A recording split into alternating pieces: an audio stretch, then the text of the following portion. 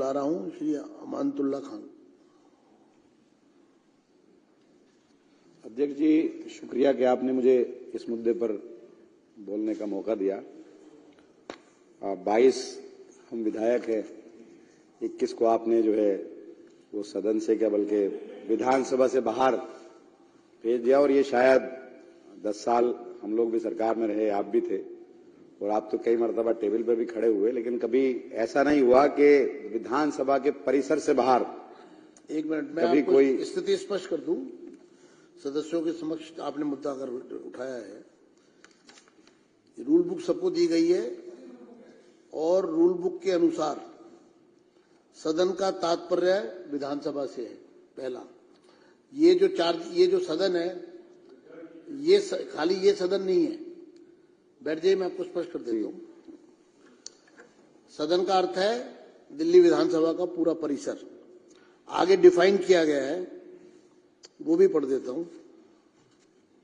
सदन के परिसर का तात्पर्य विधानसभा भवन, सभा कक्ष, दीर्घाएं, विधानसभा सचिवालय के नियंत्रण में कमरे, अध्यक्ष कक्ष, उपाध्यक्ष कक्ष, समिति कक्ष, विधानसभा पुस्तकालय, विधानसभा वाचनालय, पार्टियों के कमरे, विधानसभा सचिवालय के अधिकारियों के अधीनस्थ सब स्थान तथा उसकी ओर से जाने वाले मार्गों से तथा उन स्थानों से भी जिन्हें अध्यक्ष समय समय पर निर्दिष्ट करे।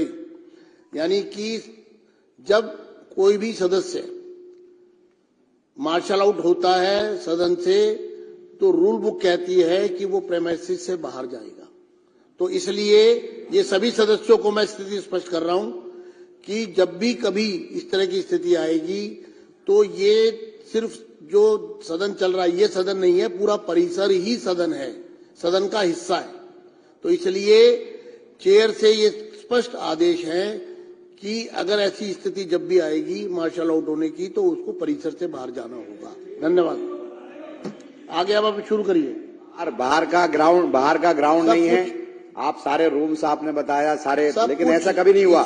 हम लोग भी सरकार में रहे, कभी ऐसा नहीं हुआ कि आज सारे हमारे विधायक गेट के बाहर है, वहां पर भी बैरिकेड लगा दिए गए और वो धूप में बैठे। आप अंदर आने की तो इजाजत दे सकते थे, अब से पहले भी ऐसा हुआ है। इतना नहीं होना चाहिए।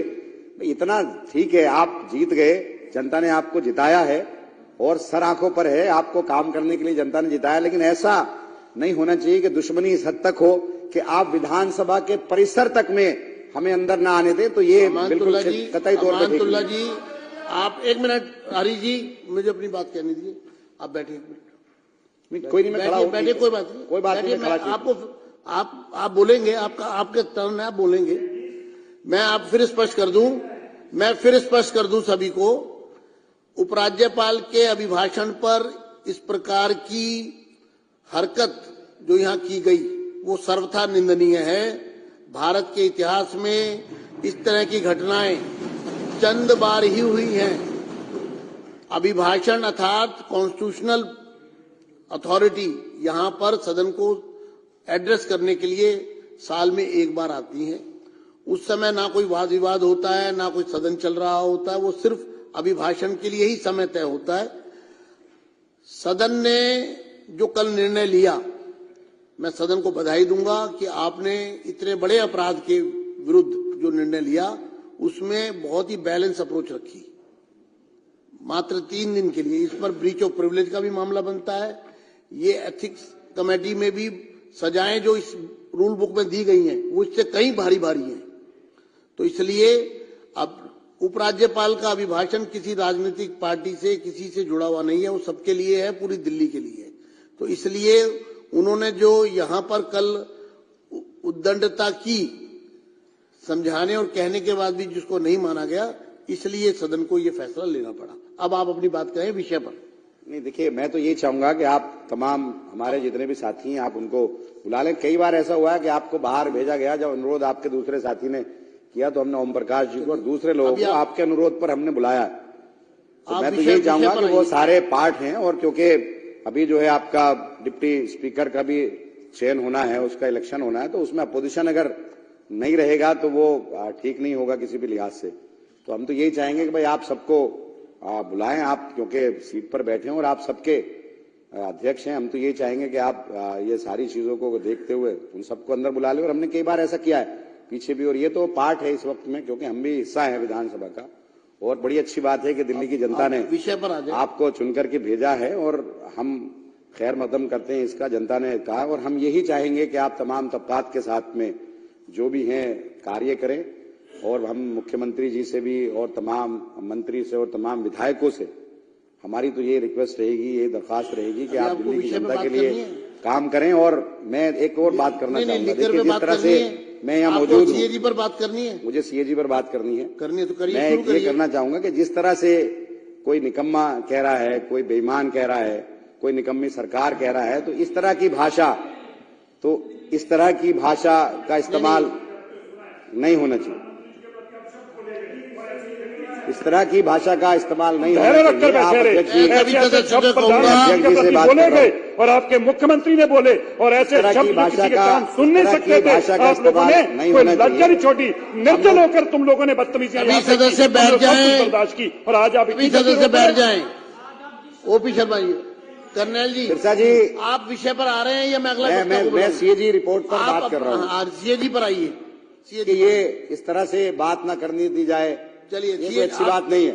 नहीं, आपको मैं मर्यादा दे रहा हूँ। हम लोग 5 मिनट आपके हो गए हैं, आप समय का सदुपयोग करें, सीएजी पर बात करें। देखिए, सीएजी रिपोर्ट सदन में पेश हुई और उस पर मैं चर्चा सुन रहा हूं, और मैं देख भी रहा हूं कि सीएजी रिपोर्ट में जो कहा गया है, पिछले 2 साल से ये शराब घोटाले पर आए दिन ये तमाम चीजें आ रही हैं, और हमारे दिल्ली सरकार के करैक्टर को जिस तरह से बदनाम किया गया, जिस तरह से करैक्टर असैसिनेशन किया गया, वो सबके सामने है। और आप इसी को करके आज सरकार में आए हैं, तो अब हम तो ये चाहते हैं कि जब आप सरकार में आ गए हैं तो आप जनता का काम करें, जनता के मुद्दों को भटकाए ना। आपने 2500 रुपए का वादा किया, 2500 रुपए की आप वादे को पूरा करें। आप एक तरफ, अब आप सीएजी रिपोर्ट में कहा गया है, बुला रहा हूं, सीएजी रिपोर्ट में कहा गया है, सीएजी की बात करिए, कि भाई नॉन कन्फर्मिंग एरियाज के अंदर ठेके नहीं खुले, उससे 941 करोड़ रुपए का घाटा हुआ। कुछ लाइसेंस वापस कर दिए गए, 800 करोड़ से ज्यादा का घाटा वो हुआ। आप 2000 करोड़ के घाटे की बात कर रहे हैं कि सरकार के रेवेन्यू का लॉस हुआ। 1800 करोड़ रुपए तो ये होता है। तो हम तो ये पूछना चाहते हैं कि जो आप इतने दिन से, सीबीआई आपके पास है, ईडी आपके पास है, एसीबी आपके पास है, तमाम एजेंसी आपके पास है, और आप इतने टाइम से कर रहे हो, तो घोटाला हुआ कहां है? ये तो एज्यूम किया जा रहा है कि ये नुकसान होता।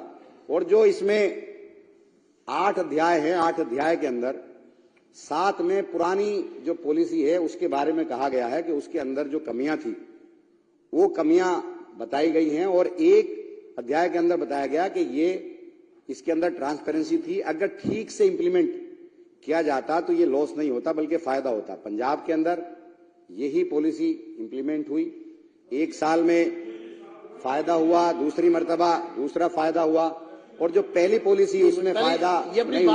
फिर आप बोल रहे, तो हम तो ये कहना चाहते हैं कि भाई आप तमाम, और एक अरे वो कोई बात नहीं, एक मिनट पॉइंट ऑफ ऑर्डर। आप इस तरह से बात करके आप ना तो मुझे डरा सकते ना दबा सकते। अमानतुल्लाह जी, माइक बंद करिए, 2 मिनट रुके।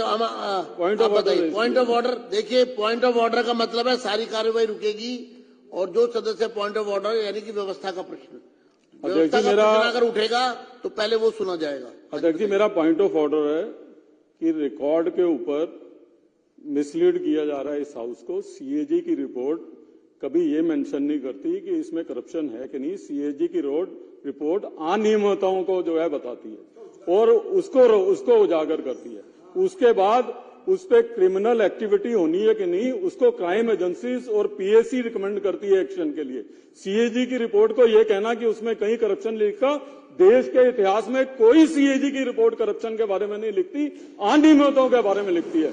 और जिस तरीके की अनियमितताएं दिल्ली में शराब घोटाले के बारे में सीएजी ने मार्क की है, ये तय हो गया है कि ईडी और सीबीआई का जो एक्शन चल रहा था वो सही रास्ते पे चल रहा था और उसको और तेजी से लेकर जाएंगे। तो हाउस को मिसलीड नहीं किया जाए कि सीएजी की रिपोर्ट में जो है करप्शन नहीं मेंशन है, तो इसलिए आपका पॉइंट ऑफ ऑर्डर एक्सेप्ट है। हाउस को मिसलीड ना किया जाए। आगे बढ़िए।